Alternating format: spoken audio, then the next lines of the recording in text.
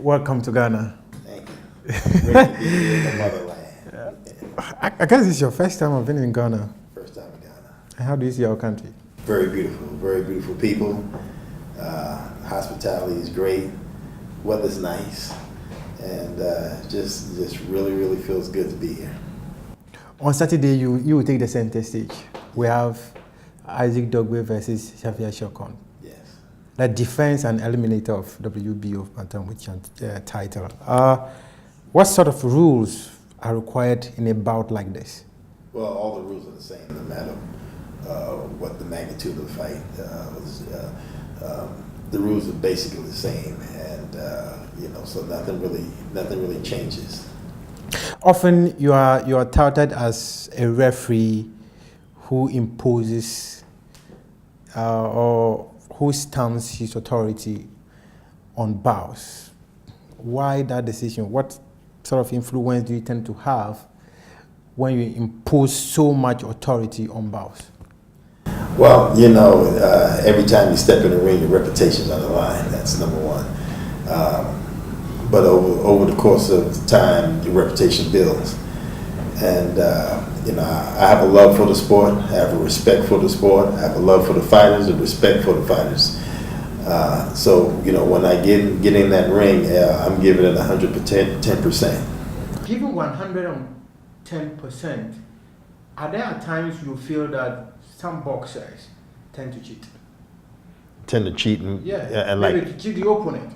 Maybe you are looking at the boxer who is supposed to apply certain rule. I can remember watching Abner Mares versus Joseph Egbeko, where most of the punches of Abner Mares were below the belt. That's what I'm asking. Is it that some boxers always want to cheat? That's why you stamp so much authority on the bounce? Well, like anything can happen in the ring.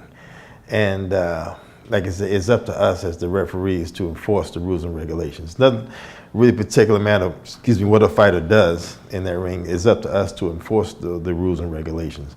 You get in there and you don't know what a fighter may do. They can do something out of frustration. Some fighters could just be a dirty fighter. But it's really up to the referees to control all the activities in the ring. Have you had the opportunity of watching either of these boxers fight? I've seen Isaac fight, but I haven't seen Javier fight. You haven't seen No. Javier. So, are you nervous ahead of the bout? Yeah. I mean, you get more of an anxious feeling. You're ready to go. You want the action to go. You're ready to get in that ring. As a professional, you understand your job, you know your job, you have the confidence in doing your job. But yes, it's always the unknown because you don't know what can happen in that ring. So do you devise some strategies? Maybe when something unforeseen happens, do you devise some strategies ahead of a bout like this? Oh yeah, I go over different scenarios in my head. If this happens, what to do. If that happens, what to do. You try to prepare yourself as best you can. And through the years and gaining experience in the ring, that really helps. Why did you take the decision to go into boxing referee? I just fell into it. The blessing came to me. I was, at the time, I was an athletic director in the maximum security penitentiary, and I brought some fighters up to put on an exhibition. Set the ring up there in the yard, and the fighters got up there and they started sparring, and I forgot, it dawned on me, wow, I forgot to get a referee. And then I don't know what came over me. I just, asked one of the trainers, Beto Martinez, hey, you mind if I get up there and referee the fight? And he said, sure, and I did, and it felt natural, it felt good, and and immediately I knew, wow, this is something I want to do. And to make a long story short, the trainer, Beto Martinez, asked me if I ever done that before. I said, no. Well, he says, I think you should look into it because you have good natural movements. And actually, he took it a step further and introduced me to the Arizona State Boxing Commission, and the rest is history. You mentioned how refereeing came to you naturally. Have you had problems officiating some bouts? Well, you're going to have difficult fights in there. And your skills as a referee, that's when it really comes into play. So you, like I say, you're always going to be challenged in some form or fashion. But you're professional at what you do, and you handle it the way you don't handle anything else. Are there times you get so emotional? You get emotional, and then you take decision based on your emotions. Never, and emotions don't even come into play. It's almost like, if you're a police officer, you can't go to a scene and be emotional. No, you have to be professional at what you do. And so, when I step in that ring, everything is straight across the board. I don't favor anybody.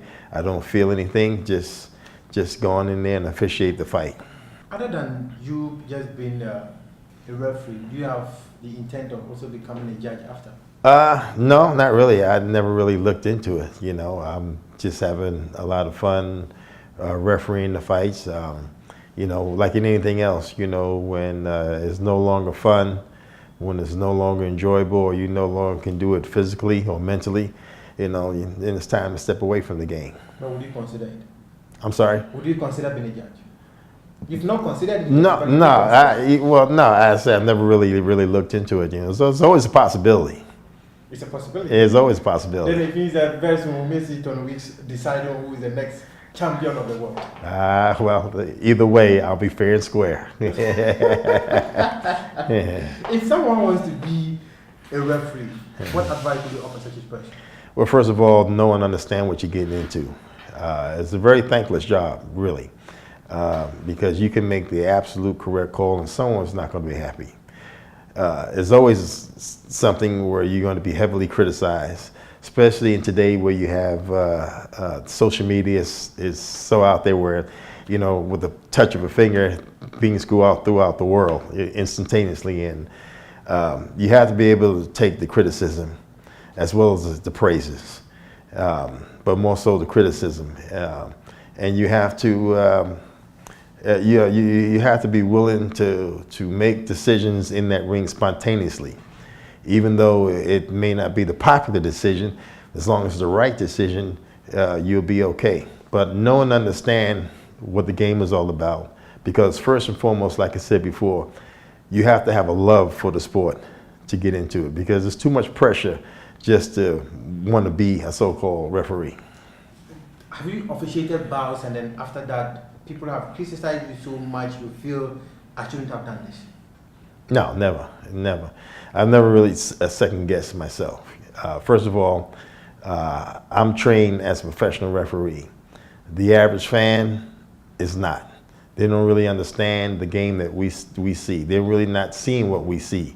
The mentality is totally different. So, it's always, like I say, with the criticism, that's the short run. In the long run, when people settle down and have a chance to look at the fight again possibly and really see what really happened, they'll understand. I'm looking at it to be, just as you were saying, a very tough field where, for instance, in 2013, every single Ghanaian said the referee caused the defeat of Joseph Agbebo when he fought against Abnormal. I don't know if you had the opportunity of watching that bout.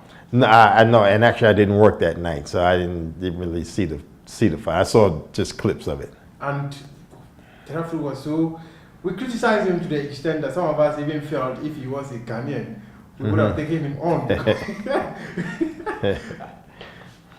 What goes into getting someone like Tony Weeks to officiate your bout? Just ask me. Yeah, I mean, it's nothing special, to me, every fight is important. Every fighter is important. Doesn't matter if you're a name fighter or if it's a big mega fight. No, it's always an honor and a privilege to be able to get in that ring and officiate fighters. So it's a passion that drives you, right? Oh yeah, absolutely. I definitely have a passion and a love for it. And that carries you through the difficult times, because like in anything else, difficult times will come, because no matter what profession you're in, the profession that you're in, you're always going to be challenged. You're always going to be tested, and those challenges and those tests make you even better if you withstand them. So have there been some tests that have gotten you? Oh, absolutely. And what are they?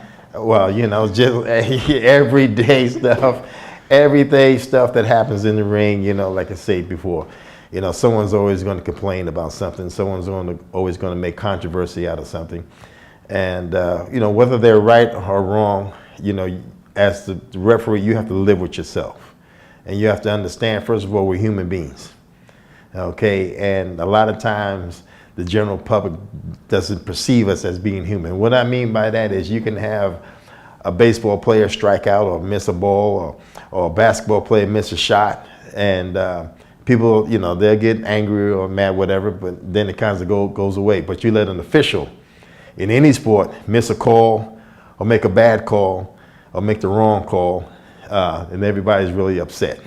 So often, do your calls often affect the outcome of us?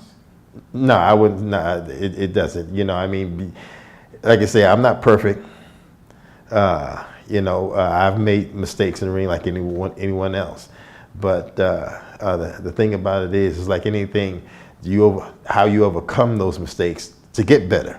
Because, you know, the respect for the fighters, they train hard. Everything goes into that fight. Their lives are on the line. Their livelihood is on the line. So I have to be at that 100+%, you know, to make sure it's a fair officiated fight. What will make Tony Weeks call off a fight? When the fighter is in trouble, when the fighter no longer can defend himself.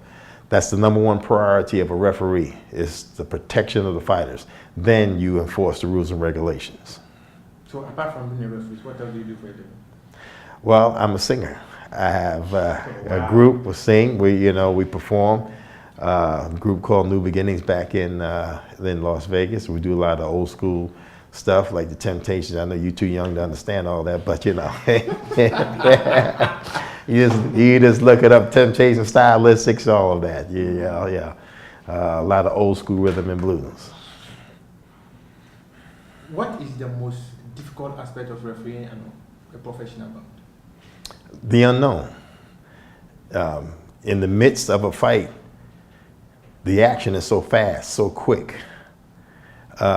When something happens in the ring and it's played back on the replay in slow motion, 3 or 4 different angles, you know, the fans see something different, you know, but to actually make a call in real time, because you have that much time to make that call. You don't have to think, you can't think about it. It's no timeout, or what did you see, or what, no, you have to make that call. So as a referee, you're very focused on these 2 gladiators in that ring. And at times it can be very, very difficult because of the action being so fast. And the positioning, you have to stay in position as a referee to make the proper call. So once again, it's a lot of the unknown. Are there some things in boxing you feel that should be changed to maybe to give referees some room to read the action before making the decision? Well, you know, they've been exploring the going to the instant replay, and you know, which is good because they do it in other sports, and you know, it's proven to be successful, and it's a good, useful tool, you know, to help the referee out in certain ways. But you know, once again, like I say, you know, you're a trained professional at what you do. Not too many people can do this job. It's a very, very, very tough job. Unlike any other sport where you have a team of officials, whether it's baseball, basketball, what have you, soccer, you name it. You have a team that you can rely on. When boxing is just you in that ring, just 3 people, the 2 fighters and you, the referee. So you have to depend on yourself. The referee is a sole arbitrator in that ring. You know, we make the final call. We may go under the advice of a doctor if their medical decision says stop the fight. You know, yeah, you know, we're not medical people, so we're going on a medical doctor. No, stop the fight. But we're still the sole arbitrator in the fight.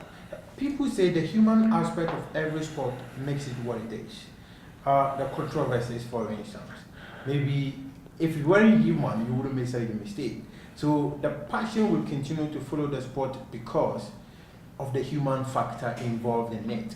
So if we bring so much technology, wouldn't we be taking something out of the game? I wouldn't think so.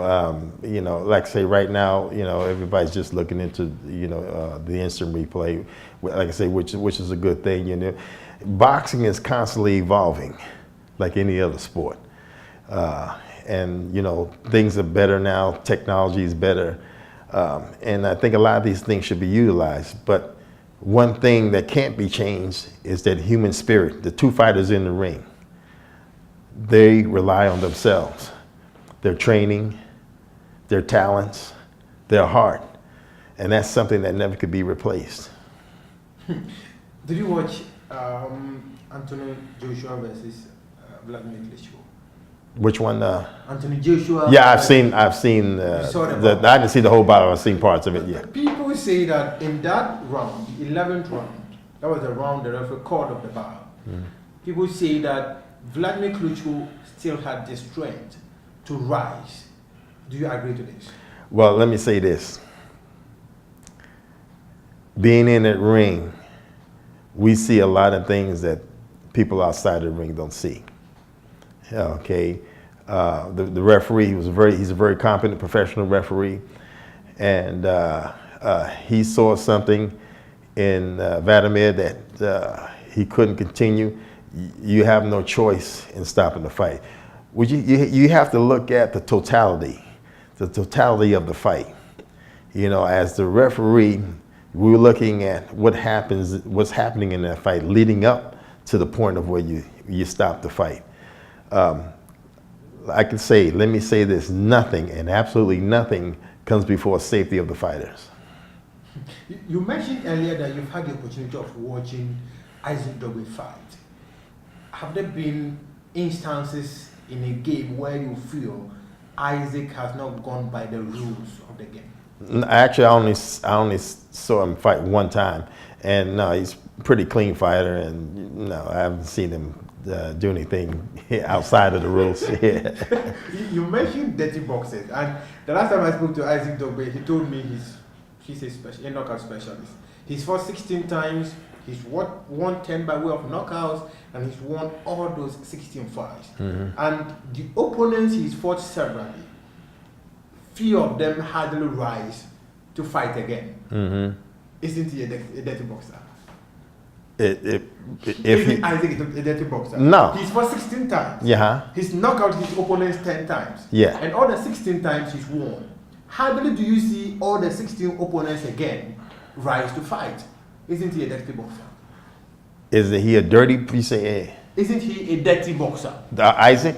Yeah. No. Yeah, I mean, if he's won the fights fair and square, and he's knocked the fighters out or stopped them, everything. You see, one thing people have to realize, all the fights are on film, so they can be looked at again and studied and see what really happened in that ring. But now, I've never heard anything negative about Isaac. Who is a dirty boxer? Who's a dirty boxer? I don't want to name names. Your description of a dirty boxer? Well, just someone who doesn't really follow the rules, intentionally fouls, just breaks the rules. Yeah, and either, you're going to get points taken away or you're going to be disqualified. Have you officiated bouts involving dirty boxers? Have I? Officiated bouts involving dirty boxers? Oh, yes. Oh, yeah. Oh, yes. Listen, it's called experience. When you officiate fights, you get everything from A to Z. And it's a good thing, it's a bad thing, and what's going on. But anyway, there's a dirty fighter in here. But no, there's some challenges in the ring, but that only helps you as a referee. Since you haven't seen Jeff Chopin fight, if you get into the ring with the two boxers, what sort of instructions that is to say, let me say, your signature that you give to boxers before a fight? Well, like I say, all the instructions are the same. You know, basically, you want a good, clean fight. You want the fighters to obey your commands at all times. You want the fighter to protect themselves at all times. So there's, you know, not unless something where a fighter or one of the camps have a complaint against a fighter, well, concern against a fighter, you know, by using his head or hitting low or something of that nature. You know, you may put a little emphasis on, you know, on that. But other than that, you know, all the rules are the same. When you were told to officiate this bout, why did you not look out for Javier Shokun's fight? Who said I didn't? You said nothing in fight. Yeah, you're right. But who said I wouldn't? Listen, you know, a lot of times, yeah, I may look at films of a fighter, and sometimes I don't, because I don't want to prejudice myself. A lot of times I can get into the ring and I can have a feel for what the fighters do. Okay, because you can look at a film of a fighter and he can, or several films of a fighter, and he can do something one way with a different opponent and maybe totally different when he comes in the ring with this opponent. So, you know, a lot of times as a professional, you know, I just learn to feel a fighter out. Okay, but I think maybe watching him would have given you an idea of the kind of boxer he is. Oh, absolutely. You know, absolutely. It would give you an idea of, you know, what the fighter is all about. But I've been in the game, you know, long enough that, you know, I'm comfortable getting into the ring. You know, you have to say one, you know, I've only seen Isaac fight one time, you know, so like you say, each fight is different. And I haven't heard any complaints or any concerns from Isaac Camp, you know, about his opponent, you know. So, but like I say, when I get in that ring, it doesn't matter, because what I see, we will deal with. When you see, we will have about 2,000 to 3,000 Ghanaians seated up there watching. Can they influence your decision? No, not with me. Not with me. You know, there is a lot of pressure when you go to the hometown guy's country. There's no doubt about that. Yeah. You know, however, you see, they ask for me. People ask for me to do this fight because they know I'm fair. Okay, they know I will make the right call, and that's important. So it doesn't matter where I'm at, as long as I'm fair about the fight and not leaning towards the hometown guy or anyone. You know, that makes a difference. But have the crowd ever influenced you to make a wrong call? No. Because actually, I don't really hear the crowd. I'm so focused on what's happening in that ring. The level of concentration is so high. You know, it's really hard to describe, because you're in that ring, you're focused on those two gladiators. Even in between rounds, I may go to my corner and drink a little water, but I'm still focused on what's going on, because you could have a situation coming up or a situation that just happened in the prior round. And so you're thinking about that. Oh, wow, he just got a cut. Okay, well, it was accidental. Well, but if it happens again, well, this is what I'm going to do. And yeah, so you're constantly staying focused on the fight.